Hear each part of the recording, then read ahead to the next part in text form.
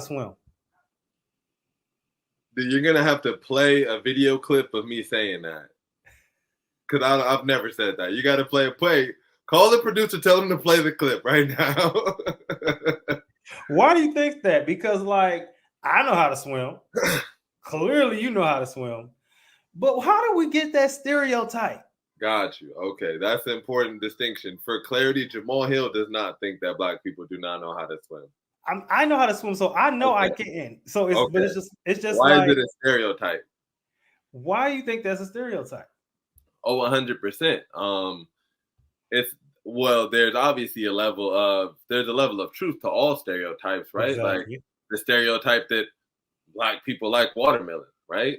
That's a stereotype, but it's a pejorative stereotype. I love watermelon. I know lots of people who love watermelon. People who have good relationships with fruit understand that watermelon is one of the most water-soluble fruits, great for the body's electricity there is, right? So then why would it be derogatory to say that a Black person likes watermelon? It's because the story that has been cultivated around that in order to degrade what is ultimately a very natural and empowering human experience. So we just take that exact same logic, because that's the exact same logic that was applied and used against us as Black people can't swim, Black people don't swim. Throughout history, we take it back even as late as the 1300s.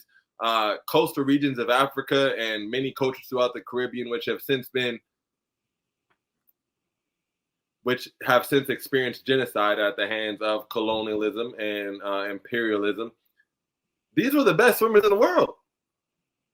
They were the ones by the water. These were the fishermen. These were the pearl divers. These were the shark wrestlers. These were the even as we come into the Americas and we just address the ugly truth of the transatlantic slave trade. Most of the 13 colonies, waterways, and systems were navigated and ultimately managed by what were at that time African American enslaved peoples against their will. Right? It's important to add all that into it. So you just take that pretty much. Again, we see it all the time. This infrastructure has been built, and then it comes to a place where now we're in a place in society where, actually swimming is going to be a privilege.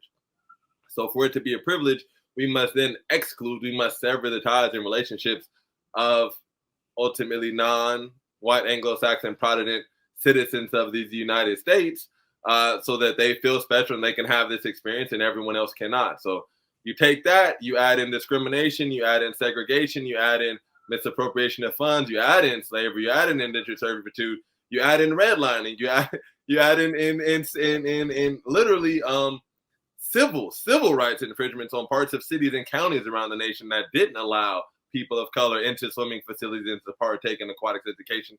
That's how you end up with such an ugly stereotype that in a lot of ways, again, it's not true. Obviously, Black people are not a monolith.